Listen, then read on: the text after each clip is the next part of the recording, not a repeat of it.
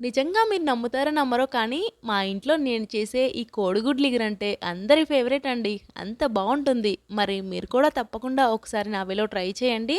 ఇప్పుడు వీడియోనైతే చూసేయండి. ముందుగా గిన్నెలోకి ఆయిల్ వేసుకొని వీలైనంత సన్నగా కట్ చేసుకున్న ఉల్లిపాయ ముక్కలు వేసేసుకోండి.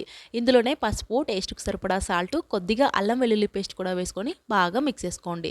ఈ విధంగా బాగా కలుపుకొని మూతను పెట్టుకొని ఈ విధంగా మగ్గించుకోండి. ఇలా మగ్గిన తర్వాత ఉడికించుకున్న గుడ్లను ఘాట్లు పెట్టుకొని వేసేసుకోండి.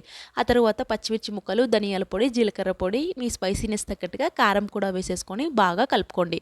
నెమ్మదిగా కలుపుకోవాలండి. ఇలా వేసుకుని బాగా కలుపుకున్న తరువాత ఒక గ్లాస్ వరకు వాటర్‌ని వేసుకోండి. వాటర్‌లో చక్కగా మీడియం ఫ్లేమ్‌లో పెట్టుకొని బాగా మగ్గించుకోవాలండి. మధ్య మధ్యలో కలుపుతూ ఉండాలి.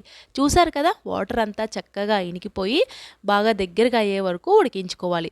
ఫైనల్‌గా కొంచెం కొత్తిమీర వేసుకొని ఆయిల్ సెపరేట్ అయ్యేంత వరకు ఉడికించుకోవాలి. టేస్టీగా కర్రీ రెడీ.